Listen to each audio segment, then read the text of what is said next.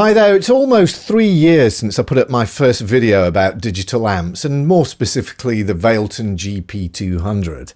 But in that time, a question that always seems to pop up in the comments down below is, how do I personally listen to my digital amp in order to program the sounds, sort out the EQ settings and get everything just right? So that's what we're going to have a look at today.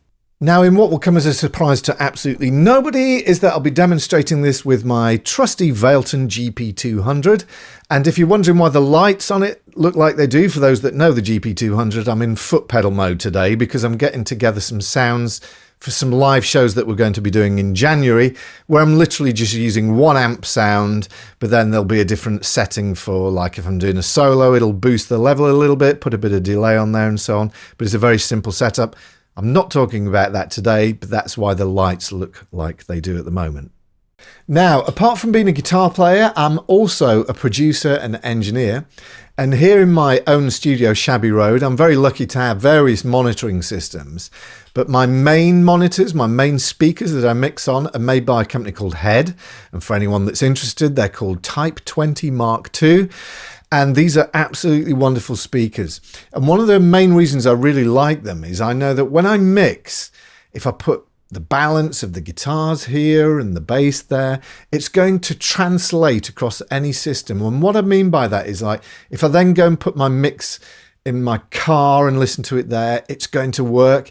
If I listen on a little Bluetooth speaker, the mix is going to sound really, really good. That's why these speakers are so fantastic. I can put things exactly where I want. And the same goes for when I'm setting up sounds on my digital amps. In this case, the GP200. I can sculpt the sound exactly how I want. And if it sounds great on these speakers, I know that that sound is programmed perfectly for my particular guitar and my fingers. It may not work for you because you've got a different guitar and you've got different fingers and a different brain.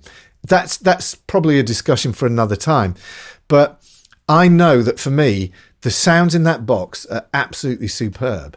If I then get to a venue and let's suppose I'm plugging this into a huge rig, you know, I mean, this has done arenas and stuff, but if it sounds dodgy, I know that A, it's either going to be because the room's bad, or perhaps the sound guy is not doing a great job. So either way, I know it's not my problem. Again, I keep seeing people going on about how you should alter the global EQ. Don't touch your global EQ unless you know exactly what you're doing. You don't need to do it. There's not one instance of a patch that I've created where I've had to adjust any global EQ. Global EQ is really, let's suppose that these speakers weren't great. These head speakers, these monitors that I just showed you, imagine that they were just a cheap, horrible set of speakers that had some honk in them or something like that. Well, then you might go into the global EQ, but you're sculpting your digital amp to carve out a frequency, let's say a nasally frequency like that, that's spiking like that. You'll cut that out to make it sound good on your speakers. But then when you take it to another place, you're going to have to remember to turn that global EQ off because you're no longer going through your dodgy speakers. I hope that makes sense. Rant over. Now, 99% of the time, I'm using a single, solitary, balanced output running in mono. When you're running in mono, you're going to the left-hand side. Now, some people won't know what balanced and unbalanced is. So you can get balanced jack plugs, actually. I'll show you in a second, but microphone cables are balanced. These allow you to have longer cable runs without gaining interference. So especially if you're a really, really big show, you can have really long cable runs. If you use an unbalanced cable, like a regular guitar cable, then this can induce hum. So once again, going to the back of the Vailton, if you're not using the microphone cable, which is known as an XLR, you're most likely going to be going in the unbalanced output and you're going to use a regular guitar cable that we know and love. This is an unbalanced cable.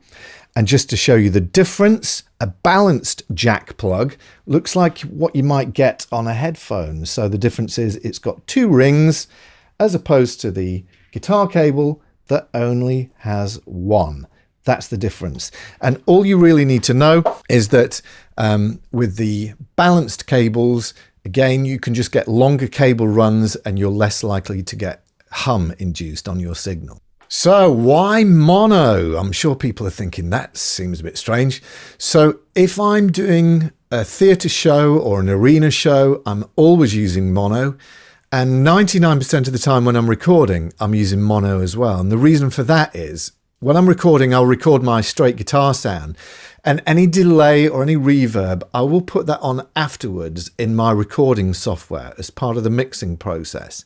And the reason for that is if I pre-record the guitar parts with delay and reverb, then I'm stuck with it. And if it's a little bit too mushy, I can't dial it back because I've recorded it like that. Whereas if I record, let's say, a dirty guitar, just straight with no reverb or delay, then I can put that on afterwards and just put the right amount that sits with the song. And the reason I don't use stereo for live is if you imagine you're at a really big concert, it would just be really, really silly to have delay going from that speaker there to that one when they're like 100 meters apart. If you were sat that side of the stage, you'd hear the sound go, well.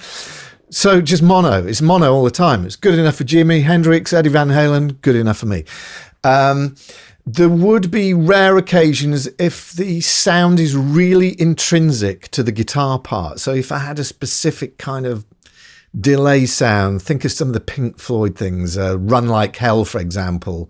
Yes, I'd be recording delay and I would probably set up a stereo patch. But again, live, it would only be going mono anyway. So 99% of the time, I'm only running mono.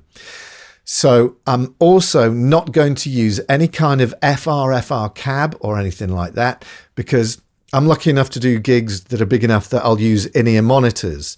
So we have a monitoring engineer that will take my mono signal and then will feed it back to me through the wireless pack and into my in-ear monitors so I can hear my guitar part. I don't tend to need any kind of cabinet on stage, but I recognize that if you're doing a club gig or something like that, and I do occasionally do that, and I'll now get onto that, it's a different ball game, and we either need to use a small PA system, some kind of monitor wedge, or these days a thing called an FRFR cab. Let's have a look. Now for me, if I'm doing a club gig or some kind of function event, I'll use my trusty old Friedman ASM12 active monitor. Now, I'm not going to lie, these things are not cheap.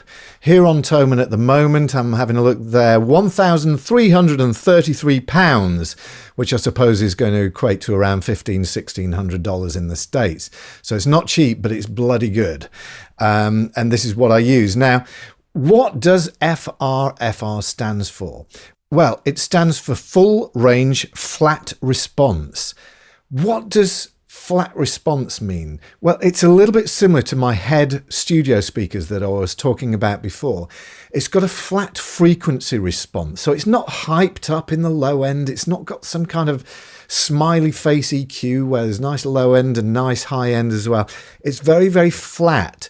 So if I put the sound where I want it, it's very honest, I guess is the way to describe it. It's very honest. So you can make your EQ decisions, your tone decisions, and that is exactly how it's going to be in a real world situation.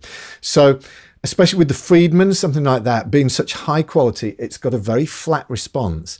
Now, it's effectively, well, it is a PA system. It's entirely different to a normal guitar cab.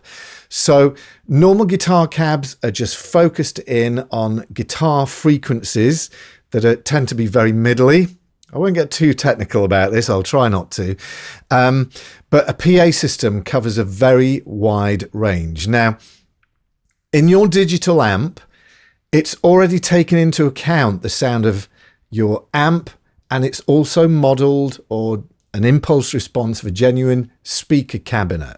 So we then want to take that package of the sound in our digital amp and put it through a very, very honest representation. So therefore, if we fed our digital amp back into a guitar amp and cabinet, it would sound really, really horrible because you're then taking all the tone that we've created there, and it would make it very muffly if you put it back into a guitar cab. So we effectively have to use a PA system.